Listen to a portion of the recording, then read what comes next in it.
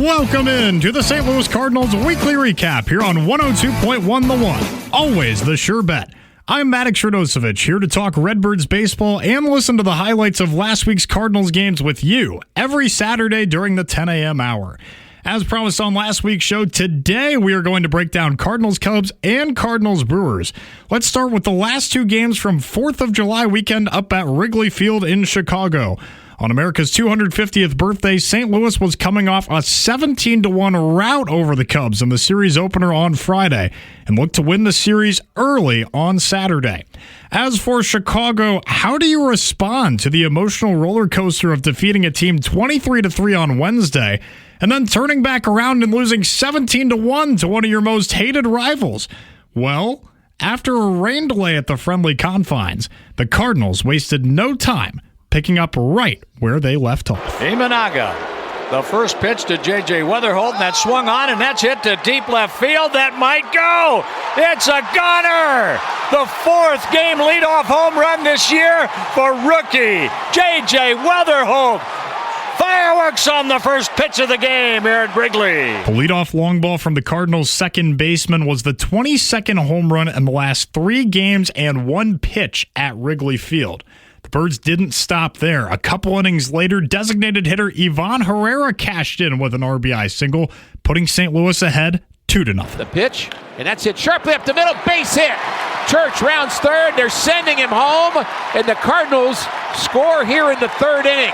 They lead 2-0, still nobody out. RBI number 39 for the Cardinal designated hitter, Ivan Herrera. From there, Cubs southpaw Shota Imanaga and Cardinals righty Kyle Leahy allowed no more runs as St. Louis remained ahead 2-0 through a 15-minute fog delay that took place at the conclusion of the 6th inning.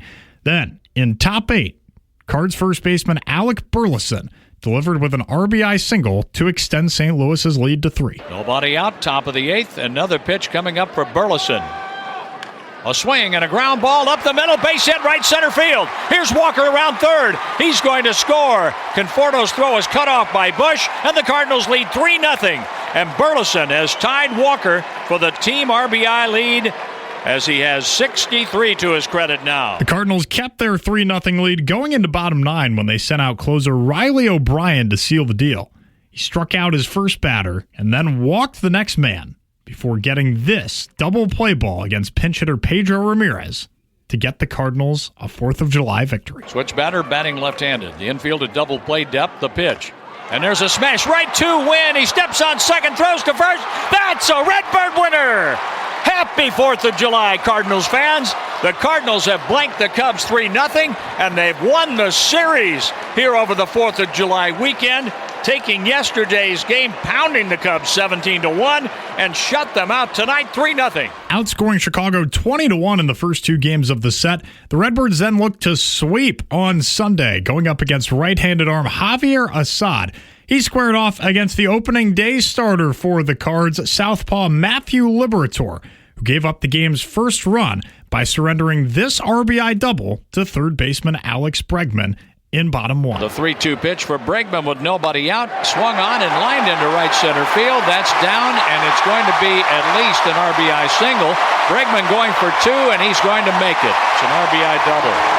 1-0 Chicago. Cubs second baseman Nico Horner supplied a sac fly later on in the inning to extend Chicago's lead to 2-0. Meanwhile, offensively for the Redbirds, they couldn't seem to get anything going against Assad. But then, the Cubs handed things over to their bullpen, and reliever Tyler Ferguson served up this 3-run home run to right fielder Jordan Walker for his 20th of the season to put St. Louis ahead 3-2. With 2 on, the pitch. Walker swings and he hits it deep. That goes to left field. It's a gunner! The All-Star gives the Cardinals a 3-2 lead in the 6th inning, tagging the reliever Ferguson on in relief of Rollison. The lead did not last. Horner singled home run in the bottom half to even things up at 3. And then, with a chance to start an inning-ending double play at the hot corner, third baseman Jose Fermin threw the ball away. The pitch on the way, a swing and a ground ball to third, throw to second, and that goes into right field, and the go-ahead run is going to score. Coming around third base and holding on there with Walker backing up the play is Nico Horner. The Cubs take the lead on a throwing error by Jose Fermin. The Cubs piled on 4 runs in bottom 6 for the largest frame of the day for either side, taking a 6-3 lead. In top 8, Jordan Walker added a sac fly to cut the Cardinals' deficit to 2. Then, with 2 outs in top 9, representing the tying run, former Cub Nelson Velasquez did this. So he's still alive with the Cardinals down to their last strike. 2 balls, 2 strikes, runner at second, the pitch. Velasquez gets a shot to short, and it's caught. A diving play as Swanson kept that one from hitting the grass, and this game has come to an end. Velasquez lines out, and the Cubs hold on to win 6-4. After taking 2 out of 3 up at Wrigley Field, the Cardinals traveled back home to Busch Stadium, where they prepared to play 5 games in 72 hours against the National League Central's first-place Milwaukee Brewers. Right-handed pitcher Dustin May got the nod for the Cardinals in Game 1 against 27-year-old southpaw for Milwaukee Shane Drowan. Velasquez got the scoring started by reaching on a fielder's choice in bottom 3 for his 10th RBI of the year, followed by this Jose Fermin RBI single that extended the Birds' lead to 2. The 1-2 pitch to Fermin is looped into center field. That's a base hit. Scoring from third is Weatherholt. On to third is Velasquez. Fermin comes through with a 2-out hit, and the Cardinals lead 2-0. 3 innings later, shortstop Mason Wynn produced his own RBI single to put the Cardinals ahead 3-0. Waiting for Drowan, the pitch. A swing, and there's a hit to left field, 3-0 Cardinals. Mason Wynn delivers RBI number 38, scoring Velasquez. For the second game in a row, St. Louis squandered its lead. In top 7, third baseman David Hamilton doubled home 2 to cut Milwaukee's deficit to 1. Then, the Brewers took the lead on a 2-run single from second baseman Bryce Terang. First pitch to Terang is hit into left field. That's a base hit. 1 run scores. Charging it is Nootbaar in left field. The throw is short and cut off by Fermin. And the Brewers pick up a couple of runs, take the lead. It's 4-3 here in the 7th inning. Still trailing by just 1 with 2 outs in bottom 9. Pinch hitter Brian Torres served as St. Louis's last hope. McGill's pitch, a swing and a miss. The knuckle curve strikes out Torres, and this ballgame has come to an end. Milwaukee capitalized in the 7th inning. A Cardinal error helped open the door to a 4-run inning, and Milwaukee won this one 4-3. The next day featured a twin bill between the two teams, and in Game 1, the Cardinals struck first yet again, with Jordan Walker hitting a 2-run home run in the bottom of the first off NL Cy Young candidate Jacob Mizorowski. His catcher Contreras, the batter, Walker, a swing and a long drive, left field, 2-0 Cardinals. Walker jumped on the first pitch, and it's his 21st home run of the year. But once again, the opposition had an answer. In top 3, Milwaukee third baseman Joey Ortiz had an RBI double, and then passed the baton to designated hitter Christian Yelich, who drove him in to tie things up at 2, off former Brewer lefty Bruce Zimmerman. Off-speed pitch is hit up the middle, and it's a base hit. Past Weatherholt into center, and the Brewers have tied it as Christian Yelich is now 2 for 2 in this game, and it is 2-2 here in St. Louis. The Redbirds yanked the lead back in the bottom half with Ivan Herrera's 11th home run of the year. But Milwaukee once again responded by tying the game up in top 6 and then taking the lead in top 7 with an RBI double from Yelich. Pratt at second. Ortiz at first. The pitch is hit hard, and it's fair down the left field line.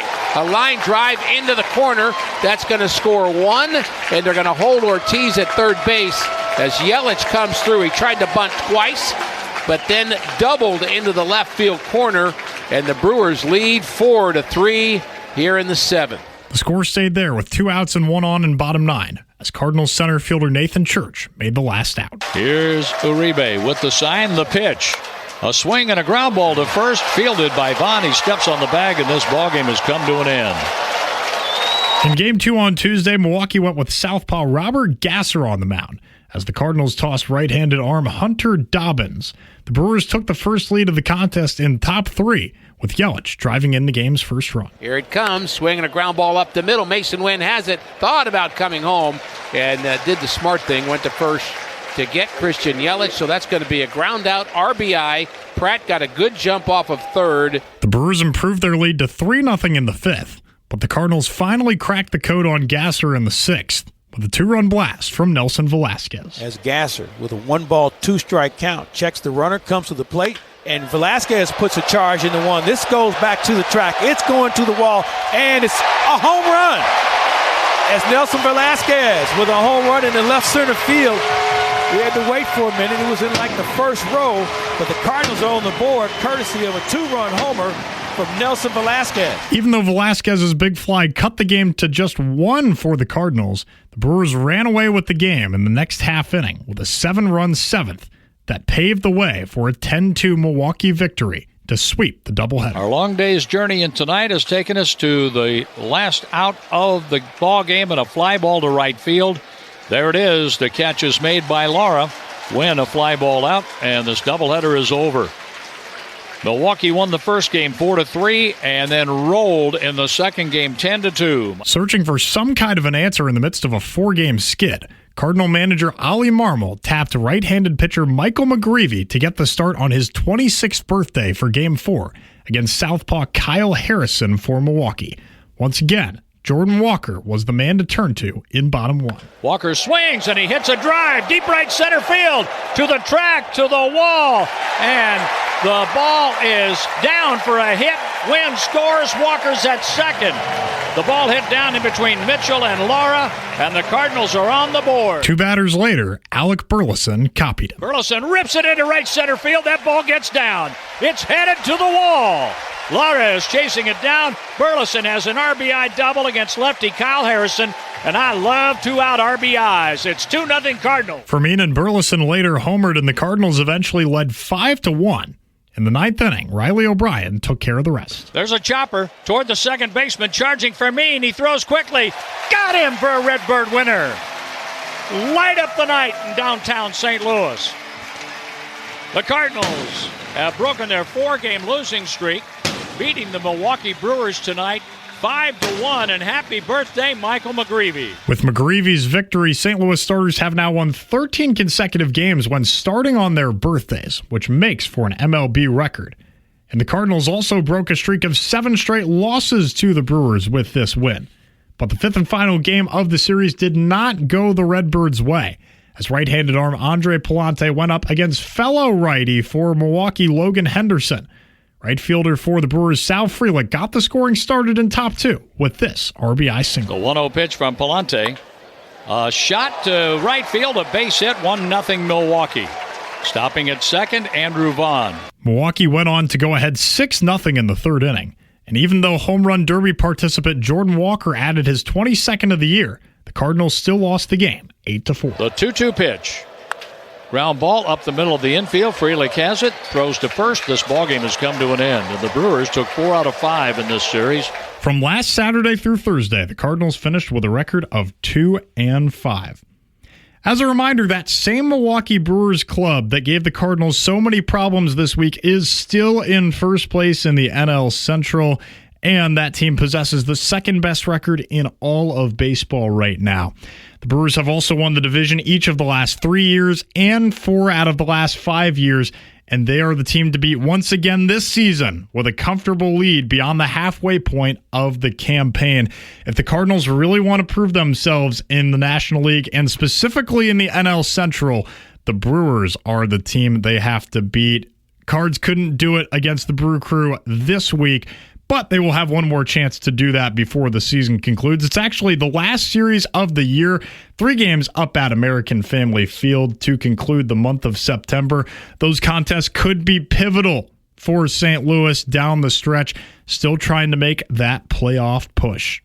Make sure you tune back in next Saturday when we talk Cardinals Braves and begin our post-All-Star break coverage. Hard to believe, I know, this season is going by in a flash. Don't forget that you can listen to every single Cardinals game right here on 102.1 The One. Always the sure bet. You can also download the One mobile app from the App Store and visit our website, 1021theone.com. That's 1021theone.com. Thank you very much for tuning in to this week's edition of the St. Louis Cardinals Weekly Recap. This is Maddox Radosevic signing off. Until next Saturday, so long.